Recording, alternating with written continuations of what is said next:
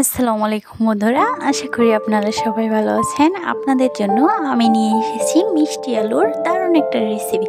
তো চলুন সময় নষ্ট না করে শুরু করা যাক। এখানে আমি মিষ্টি আলুগুলো এরকম ছোট ছোট সাইজ করে কেটে নিয়েছি। আপনারা আপনাদের পছন্দ মতো শেপ দিয়ে নেবেন। এখন আমি মিষ্টি আলুগুলো ধুয়ে নিয়েছি। এখন আমি চুলায় একটা পাতিল বসিয়ে দিয়েছি। এই পাতিলে আমি দিয়ে দেব 1 কাপ পানি। আপনারা চাইলে আরও বেশি দিতে পারেন, পানির পরিমাণটা এখানে মেপে নিতে হবে না। তো আমি এখানে 1 কাপ পানি দেওয়ার পরে দিয়ে দেবো ধুয়ে রাখা মিষ্টি আলুগুলো আমি এভাবে দিয়ে দিয়েছি। তারপরে দিয়ে দেব সামান্য কিছু লবণ দিয়ে আমি গ্যাসটা অন করে দিয়ে ঢাকা দিয়ে দিব। ঢাকা দিয়ে 5 থেকে 6 মিনিট আমি ভালোভাবে সিদ্ধ করে নেব। 5 থেকে 6 মিনিট পর আমি ফিরে এসে ঢাকনাটা উঠিয়ে দেখাচ্ছি আপনাদের।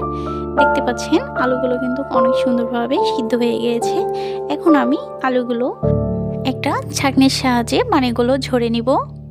এখানে আমি একটা বল নিয়েছি, তার উপরে একটা ছাঁকনি দিয়েছি, তার উপরে আলুগুলো আমি ভালোভাবে ঢেলে দিলাম। এরপরে ঠান্ডা পানি দিয়ে ভালোভাবে ধুয়ে নিব। তারপরে চুলায় একটা আমি কড়াই বসিয়ে দিয়েছি। এখন আমি দিয়ে দিব পরিমাণ মতো তেল। তেলটা দিয়ে দেওয়া হয়েছে। তেলটা গরম হয়ে আসা পর্যন্ত আমি অপেক্ষা করব।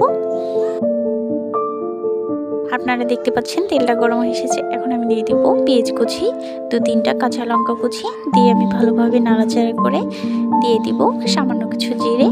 তারপরে আমি দিয়ে দিব সামান্য কিছু কালি জিরা দিয়ে আরেকটু নাড়াচাড়া করে যখন ব্রাউন কালার হয়ে আসবে, তারপরে আমি এখন দিয়ে দিব হলুদের গুঁড়ো, স্বাদ মতো লবণ দিয়ে নাড়াচাড়া করে এখন আমি দিয়ে দিব আগে থেকে সিদ্ধ করে রাখা মিষ্টি আলুগুলো আমার দিয়ে দেওয়া হয়েছে। এভাবে আমি এখন অনবরত নাড়াচাড়া করে এখন আমি দিয়ে দিব লাল লঙ্কার গুঁড়ো দিয়ে আবার একটু নাড়াচাড়া করে এখন দিয়ে দিব সামান্য কিছু পানি।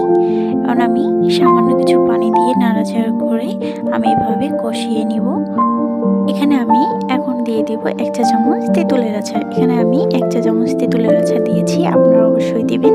দিয়ে এভাবে অনবরত নাড়াচাড়া করে নাস্তাটা তৈরি করে নেবেন। আপনারা কিন্তু দেখতেছেন নাস্তাটা কিন্তু আমার তৈরি হয়ে গেছে। আমি এখন আপনাদের পরিবেশন করে দেখাচ্ছি।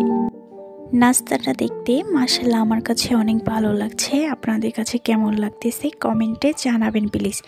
যদি নাস্তাটা আপনার ভালো লেগে থাকে তাহলে বাসায় ট্রাই করতে পারেন। ভিডিওটা শেষ পর্যন্ত দেখার জন্য আপনাদের সবাইকে ধন্যবাদ। ভালো থাকবেন, সুস্থ থাকবেন। আল্লাহ হাফেজ।